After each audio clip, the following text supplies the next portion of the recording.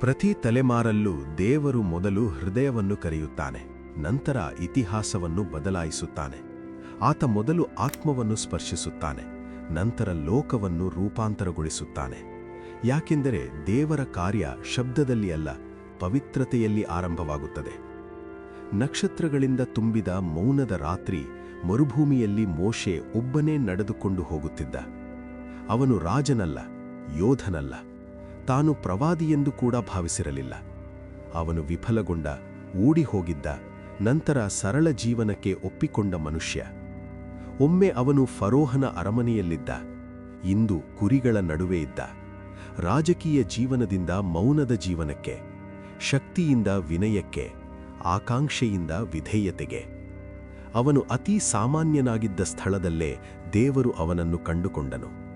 ಅಚಾನಕ್ ಕತ್ತಲೆಯನ್ನು ಚೀರಿದ ಒಂದು ಪವಿತ್ರ ಬೆಳಕು ಕಾಣಿಸಿಕೊಂಡಿತು. ಮಿಂಚಲ್ಲ, ವಿನಾಶದ ಬೆಂಕಿಯಲ್ಲ, ಶಾಂತಿಯೂ ಶಕ್ತಿಯೂ ಒಂದೇ ಆಗಿರುವ ಅಗ್ನಿ. ಒಂದು ಮುಳ್ಳಿನ ಗಿಡ ಬೆಂಕಿಯಲ್ಲಿ ಹೊತ್ತಿಕೊಂಡಿತ್ತು, ಆದರೆ ಅದು ಸುಟ್ಟಿರಲಿಲ್ಲ. ಅದು ನಾಶ ಮಾಡಲು ಅಲ್ಲ, ಪ್ರಕಟಿಸಲು ಹೊತ್ತಿಕೊಂಡ ಅಗ್ನಿ. ಬೈಬಲ್ ಹೇಳುತ್ತದೆ, ಆ ಅಗ್ನಿಯಲ್ಲಿ ಕರ್ತನ ದೂತನು ಪ್ರಕಟಗೊಂಡನು. ಇದು ದೂರದ ದೇವರಲ್ಲ, ಇದು ಹತ್ತಿರ ಬಂದ ದೇವರು, ಕರೆಯುವ ದೇವರು. ಮೋಶೆ, ಮೋಶೆ. ಆ ಧ್ವನಿ ಕಠಿಣವಾಗಿರಲಿಲ್ಲ. ಅದು ಪ್ರೀತಿಯೂ ಅಧಿಕಾರವೂ ತುಂಬಿದ ಧ್ವನಿ.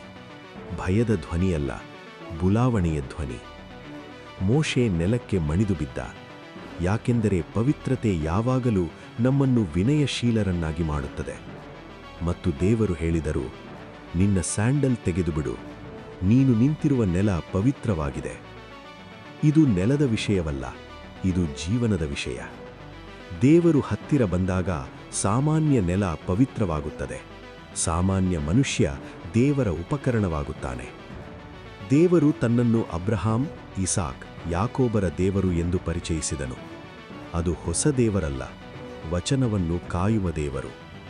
100 ವರ್ಷಗಳ ಮೌನದ ನಂತರವೂ ನಿಷ್ಠೆಯಿಂದಿರುವ ದೇವರು. ನಂತರ ದೇವರು ತನ್ನ ಹೃದಯವನ್ನು ತೋರಿಸಿದನು. ನಾನು ನನ್ನ ಜನರ ದುಃಖವನ್ನು ನೋಡಿದ್ದೇನೆ, ಅವರ ಅಳಲನ್ನು ಕೇಳಿದ್ದೇನೆ, ಅವರ ನೋವನ್ನು ಅರಿತಿದ್ದೇನೆ.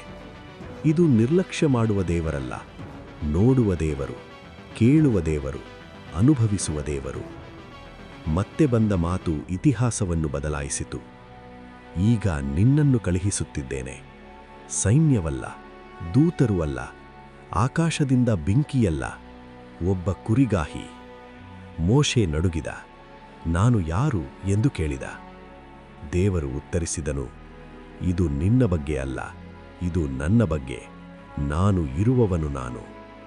ಇತಿಹಾಸ ಹೇಳುತ್ತದೆ, ಆ ಕಾಲದಲ್ಲಿ ಈಜಿಪ್ಟ್ ಅತೀ ದೊಡ್ಡ ಸಾಮ್ರಾಜ್ಯ. ಫರೋಹ ದೇವನಂತೆ ಪೂಜಿಸಲ್ಪಟ್ಟವನು. ಆದರೂ ದೇವರು ಒಬ್ಬ ಕುರಿಗಾಹಿಯನ್ನು ಆರಿಸಿಕೊಂಡನು. ಯಾಕೆಂದರೆ ದೇವರಿಗೆ ಸ್ಥಾನಮಾನ ಬೇಕಿಲ್ಲ, ಸಮರ್ಪಣೆ ಬೇಕು. ಮೋಶೆಯ ಕೈಯಲ್ಲಿದ್ದ ದಂಡ ಸಾಮಾನ್ಯ ಸಾಧನ, ಆದರೆ ದೇವರ ಕೈಯಲ್ಲಿ ಅದು ಅಧಿಕಾರದ ಚಿಹ್ನೆಯಾಯಿತು. ನೀನು ಒಪ್ಪಿಸುವುದನ್ನೇ ದೇವರು ಬಳಸುತ್ತಾನೆ. ಸುಡದ ಮುಳ್ಳಿನ ಗಿಡ ನಮಗೆ ಹೇಳುತ್ತದೆ, ದೇವರ ಅಗ್ನಿ ನಾಶ ಮಾಡುವುದಿಲ್ಲ, ಅದು ಶುದ್ಧಿಪಡಿಸುತ್ತದೆ, ಕರೆಯುತ್ತದೆ, ಉದ್ದೇಶವನ್ನು ಪ್ರಕಟಿಸುತ್ತದೆ. ಇಂದು ನಾವು ಗಿಡವನ್ನು ನೋಡದಿರಬಹುದು, ಆದರೆ ಕರೆಯನ್ನು ಅನುಭವಿಸುತ್ತೇವೆ. ಕ್ಷಮಿಸಬೇಕಾದಾಗ, ನಿಂತುಕೊಳ್ಳಬೇಕಾದಾಗ, ಸತ್ಯಕ್ಕಾಗಿ ಧೈರ್ಯವಾಗಿ ಮಾತನಾಡಬೇಕಾದಾಗ. ಅದೇ ದೇವರು ಇಂದಿಗೂ ಕರೆಯುತ್ತಾರೆ, ಆರಾಮಕ್ಕಲ್ಲ, ಧೈರ್ಯಕ್ಕೆ, ಭದ್ರತೆಗಲ್ಲ, ವಿಶ್ವಾಸಕ್ಕೆ.